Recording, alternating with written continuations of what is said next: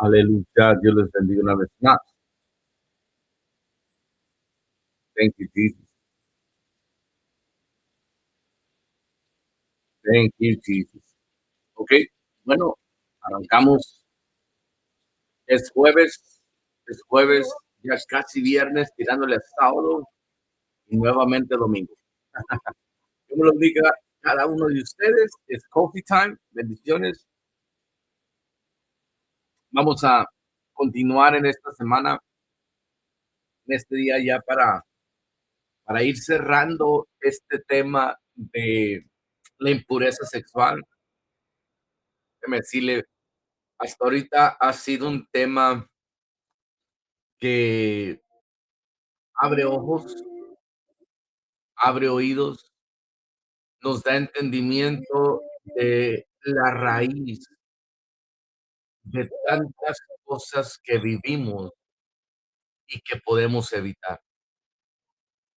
Entonces, nada más para establecer una vez más la impureza sexual. ¿Qué es la impureza sexual? No es otra cosa que el deseo, los deseos, los pensamientos y el acto sexual fuera del matrimonio, fuera de lo que Dios considera puro, agradable y aceptable delante de Él, ¿okey? Todo pensamiento, toda acción, todo deseo sexual fuera del matrimonio, a eso le consideramos y se le conoce como impureza sexual. Y mire, el día de hoy vamos a leer el libro de Tesalonicenses, primer libro de Tesalonicenses, capítulo 4, versículo de 3 al 4, como nuestra base del día de hoy. Y ya como ya vamos acercándonos al final, mañana cerramos esta serie, esta miniserie de la impureza sexual. Déjeme decirle, hoy vamos a tratar y vamos a hablar de las consecuencias de tener una mente, de tener una actitud, de llevar a cabo, de desarrollar la impureza sexual, de no identificar a tiempo que estamos abriendo puertas, que le estamos dando cavidad al diablo, como muchas veces se nos ha dicho este versículo, no deis lugar al diablo. Déjeme decirle, muchas veces tomamos acciones, nosotros como padres no accionamos y estamos permitiendo, abriéndole la puerta a la impureza sexual hacia nuestros hijos, hacia nuestra esposa, a nosotros mismos. Entonces, hay consecuencias y es lo que vamos a ver el día de hoy. Pero mire, primer libro de Tesalonicenses, capítulo 4, versículo del 3 al 4, dice, porque esta es la voluntad de Dios, vuestra santificación, que os apartéis de fornicación, que cada uno de vosotros sepa tener su propia esposa en santidad y honor. Oiga, Pablo está hablándole a esta iglesia de Tesalónica y se está dirigiendo al hombre del hogar, ¿ok? Se está dirigiendo a papá, se está dirigiendo al marido.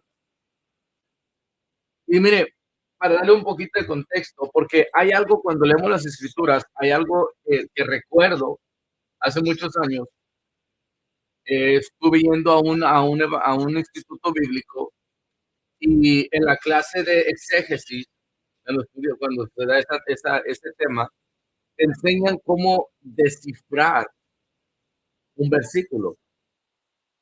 ¿Quién lo dijo? ¿Por qué lo dijo? ¿Cuándo lo dijo? ¿Dónde lo dijo? ¿Y para quién lo dijo? Entonces, es importante tocar estos puntos, hacernos estas preguntas. Y déjeme decirle, cuando Pablo le escribe a la iglesia de Tesalónica, esta era una iglesia joven en la fe.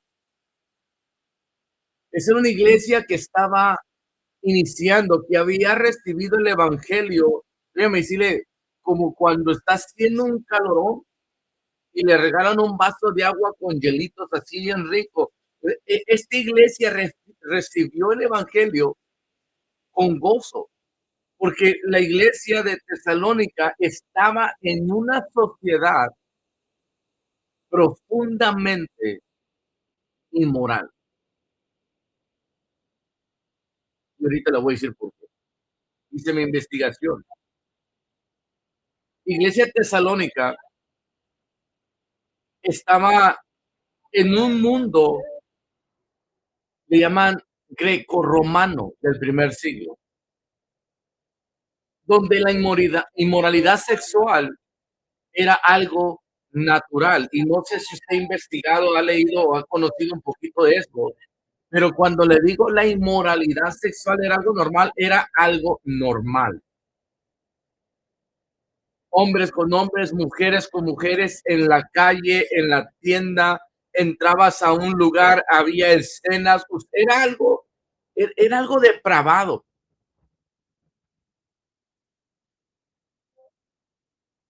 Entonces el evangelio llega a Tesalónica y les cae como un vaso de agua fresco en este calorón. Porque lo que, mire, mucha gente vive rodeada de todo esto. Créame, hay gente que ya está enfadada de tanta inmoralidad y no saben cómo salir. Yo estaba enfadado de llevar una vida de perdición en drogas, en calles, en vandalismo, y déjeme decirle, ya estaba enfadado, pero no sabía cómo salir.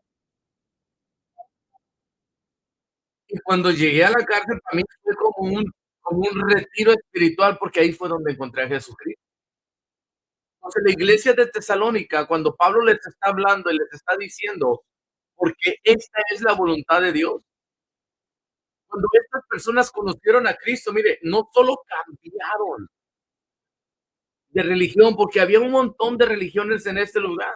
La inmoralidad sexual, la fornicación, la prostitución y el adulterio eran prácticas aceptadas por la cultura e incluso, escúcheme, incluso había algunas religiones paganas donde se practicaba creo que le llaman la poligamia. O sea, era todos contra todos, pero porque estaban agradando a Dios. Entonces, cuando estas personas de Tesalónica recibieron el evangelio, no solamente conocieron a Cristo, sino que tuvieron que cambiar y dejar la religión que llevaban. Pero ahora no solamente era dejar aquello, ahora era tenían que aprender una nueva manera de vivir, así como usted y yo. Nosotros vivíamos en una religión, vivíamos en unas creencias, unos tenían su propia religión, otros teníamos nuestras propias creencias, vivíamos nuestra manera de vivir a nuestro antojo, como queríamos, un día éramos algo, un día éramos otro, un día éramos aquello, pero cuando venimos a Cristo, tenemos que aprender una nueva manera de vivir, somos nueva criatura. Por esto es que Pablo les escribe esta carta y no simplemente les dice, no hagan esto. Interesante, ¿no? Primero les recuerda que ahora son de Cristo y después les enseña cómo debe vivir un creyente que ha sido santificado.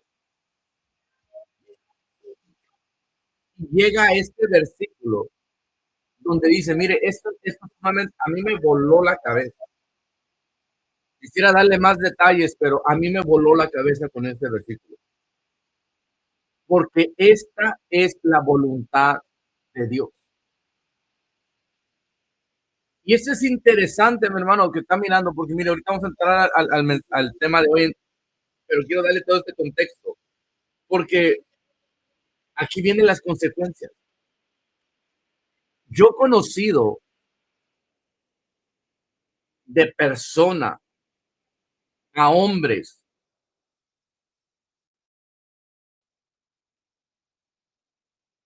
que han preguntado, es que yo quiero saber cuál es la voluntad de Dios para mi vida. Y los escuchaba, pastor, ¿cuál es la voluntad para mi vida? Yo quiero saber cuál es la voluntad de mi vida. Yo quiero saber cuál es la voluntad para mí, qué es lo que Dios, mira, y mire, tan sencillo que es, porque esta es la voluntad de Dios, vuestra santificación.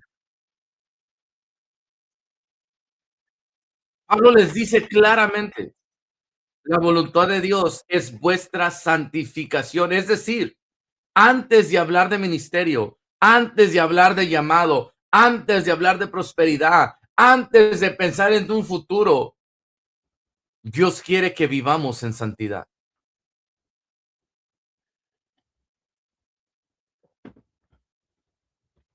Entonces, el tema día de hoy, entramos con las consecuencias. Y mire, el propósito de esta enseñanza es comprender que la impureza sexual no es algo que usted hace a escondidas y ahí se queda. Qué bonito, no digo qué bonito, ¿no? Pero qué suave fuera que cada que uno lo riega, cada que uno se mete en problemas, ahí se queda.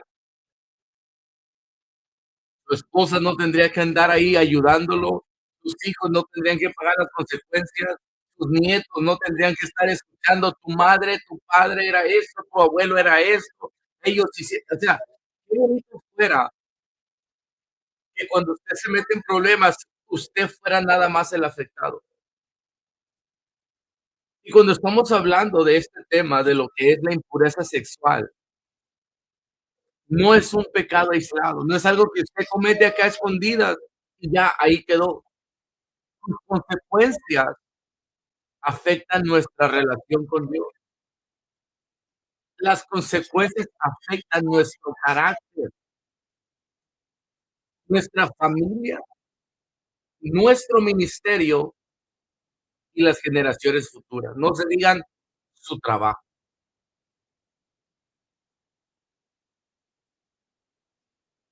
Lo primero que las consecuencias que hace la inmoralidad sexual es que rompe la comunión con Dios.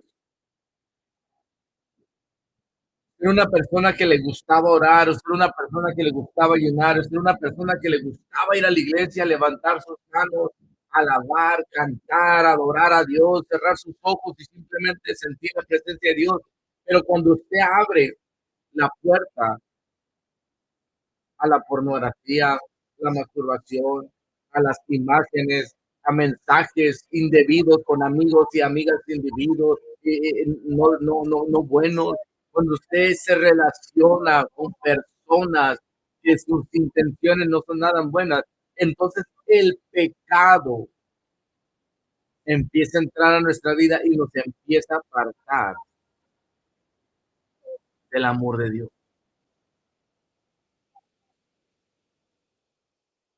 Mire, lo que usted hace cuando la impureza viene a nuestras vidas no hace que el amor de Dios cambie hacia nosotros. Dios nos sigue amando. Es como cuando nuestros hijos cometen errores. Ay, chamacos, quisiéramos desgreñarlos, quisiéramos cortarlos, quisiéramos, pero no significa que no los seguimos amando. Nos duele, sí nos duele. Lloramos por sus errores, lloramos por los errores. Y lo mismo Dios, Dios nos mira ahí pensando que nadie nos ve, mirando cosas que no debemos ver, mandar mensajes que no debemos de mandar, estar haciendo cosas que no debemos estar haciendo. Y creemos que de repente ya Dios no nos ama, no, Dios te ama. El pecado que tú estás haciendo no minimiza el amor de Dios para ti, pero sí nos aparta de Dios, afecta nuestra relación con Él. Solamente para recordarles tantito, cuando Adán y Eva pecaron, lo primero que hicieron fue correr y esconderse. Mucha gente deja de ir a la iglesia porque ya empieza a salir, mire, solteros, hombres solteros y mujeres, empiezan a andar con fulanito como, o fulanita y ya no, ya como saben que no es una relación seria ni es una relación sana, empiezan a alejarse de la iglesia. ¿Por qué? Porque el mismo pecado, la misma acción que están haciendo, les trae culpa, les trae vergüenza y les hace que se alejen de Dios. Muchas personas dejan de orar, dejan de leer la Biblia porque se sienten culpables, porque abrieron una puerta que no debieron de haber abierto. Mire, la inmoralidad sexual, otra de las consecuencias que hace es debilita el discernimiento espiritual. Una vez más, ¿qué es el discernimiento espiritual? Es el don, es la habilidad que Dios le da al ser humano de distinguir lo bueno de lo malo. El otro día estaba leyendo un libro y me quedé sorprendido porque hay una parte del libro donde el hermano le dice a otro hermano: pues tómate el día libre.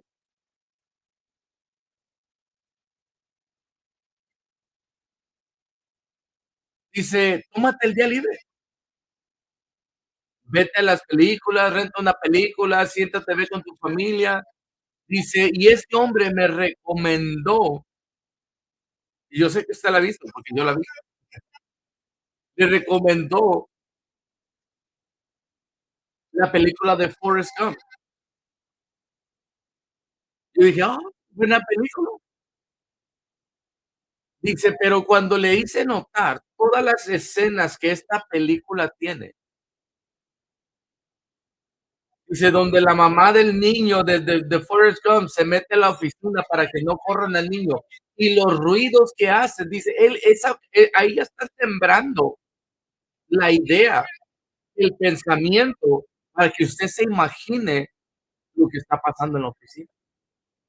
Y empezó a contar todas las otras escenas y yo me quedé, santo Dios, ¿cómo es que no lo miraba? Y quizás usted ya la ha visto también, y usted la ha mirado varias veces junto con su familia, junto con sus hijos, y quizás hasta la ha recomendado, ¿verdad? Entonces, la impureza sexual, una de las consecuencias es que nos debilita el discernimiento espiritual. No podemos ver el pecado que viene envuelto con un papel de regalo bien bonito, no nos damos cuenta que es una trampa. Cuando alguien vive alimentando la carne, su sensibilidad espiritual disminuye.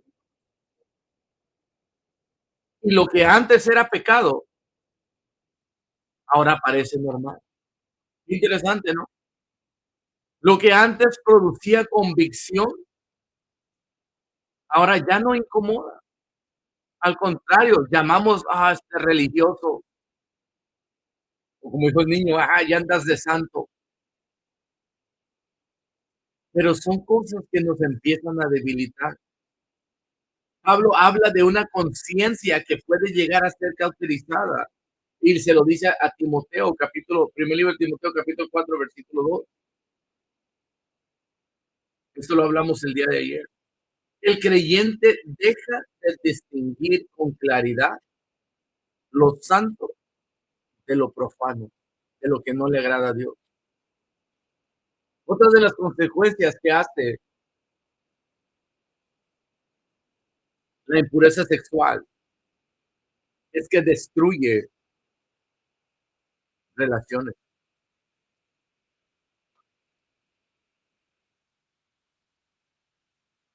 Es triste escuchar, es triste ver matrimonio, hijos, padres, amistades, incluso iglesias destruidas por la inmoralidad sexual.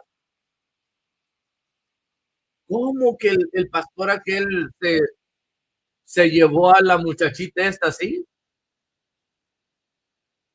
Yo he escuchado, yo he conocido familias donde llegan predicadores, oh, Dios me mandó a predicar y el pastor le abre la iglesia, le abre hasta su casa, el mentado predicador predica 2, 3 servicios, la gente llora, la gente quebranta, la gente se cae, y déjeme decirle, termina este hombre llevándose a la hija del pastor.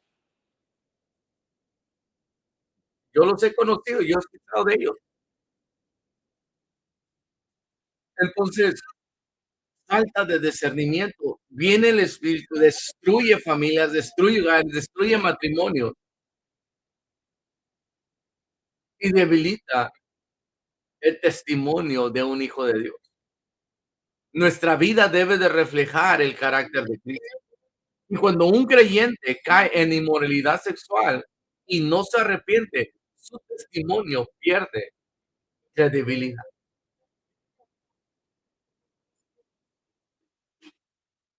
No solo se afecta su reputación, pero también puede convertirse en piedra de tropiezo para otros. Como pensar cuando trabajé en Confide. Yo entré a Confide como un hijo de Dios, y salí, déjeme decirle, salí muy mal. Todavía recuerdo en que el gerente me llamó a la oficina y toda la gente me decía: "Ricardo, eres bien menso, Ricardo, haces el trabajo de más, Ricardo, no te quedes hasta tanto tiempo, no les ayudes, al rato te van a correr". Y todavía recuerdo el día que me habló Daniel a la oficina, el gerente, y me dice: "Ricardo, no sé cómo decirte esto", dice, "pero voy a dejar que tú lo veas". Y levanta su tapetito que tenía ahí en su escritorio,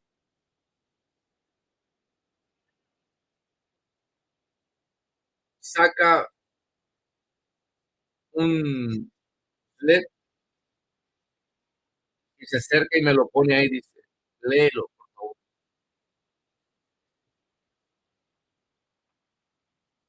Y empiezo a leer el papel y dice, es un slip de transfer, ¿no? ¿Tú cómo le llamas? Es donde me dan el nombramiento de supervisor y me apuntan el nuevo salario. Me quedé sin palabras. Me dice: "Ya puedes retirarte". Le digo: "No, pero todavía no hago los reportes". Dice: "No te preocupes, yo los hago".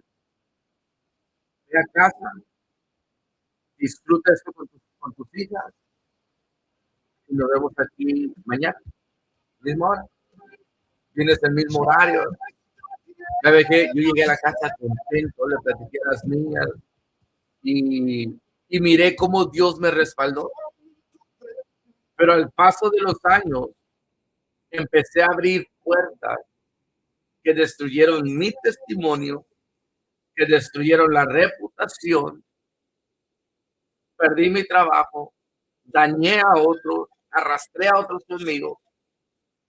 Entonces, esto, mi hermano, que le estoy compartiendo, no solamente le afecta a usted, afecta a todos aquellos que están a su alrededor. Y lo más triste, afecta el propósito de Dios que tiene para su vida. Ahora, ya para terminar, la Biblia nunca deja a un pecador sin esperanza. Esto es lo más importante de las consecuencias del día de hoy. La Biblia nunca deja a un pecador sin esperanza. Pablo le recuerda a la iglesia de Corintios que algunos han vivido en inmoralidad sexual, pero añade una frase extraordinaria. Miren lo que le dice: y estos eras algunos, mas ya habéis sido lavados y habéis sido santificados y habéis sido justificados en el nombre del Señor Jesucristo. Cristo no solamente nos perdona, también nos transforma. Y la impureza no tiene que ser la última palabra. pero la gracia de Dios a nuestras vidas sí puede ser la última palabra. Entonces, en esta mañana, mi amigo que está escuchando, si usted ha caído preso, si usted está atado, si usted ha sido encadenado por ese espíritu de la impureza sexual, déjeme decirle, hay esperanza en Cristo Jesús. Él puede romper las cadenas, Él puede sacarlo de esa esclavitud a libertad, Él puede darle unas ropas nuevas, Él puede cambiar todo su pasado para un mejor presente, porque ese es el Cristo que yo predico.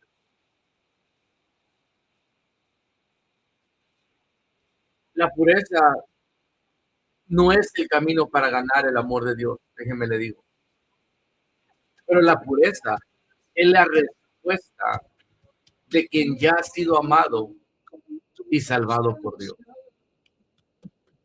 Eso nace de nosotros, el querer servir a Dios, el querer apartarnos de aquello que a Dios no le agrada, por pura gratitud, por habernos rescatado de un mundo de perdición en el cual está. Dios me lo bendiga en esta mañana. Espero que esto sea de bendición para su vida.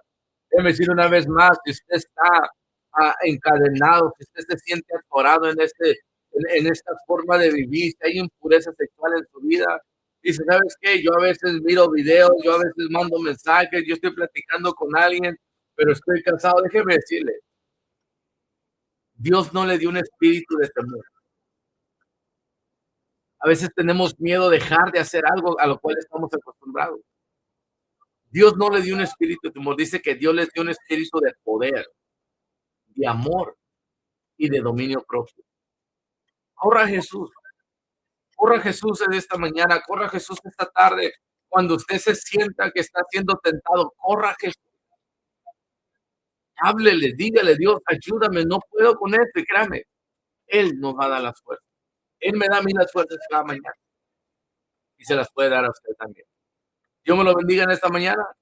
Nos miramos mañana con el cierre de este tema de la impureza sexual. Así que, con permiso, bendiciones y nos miramos mañana.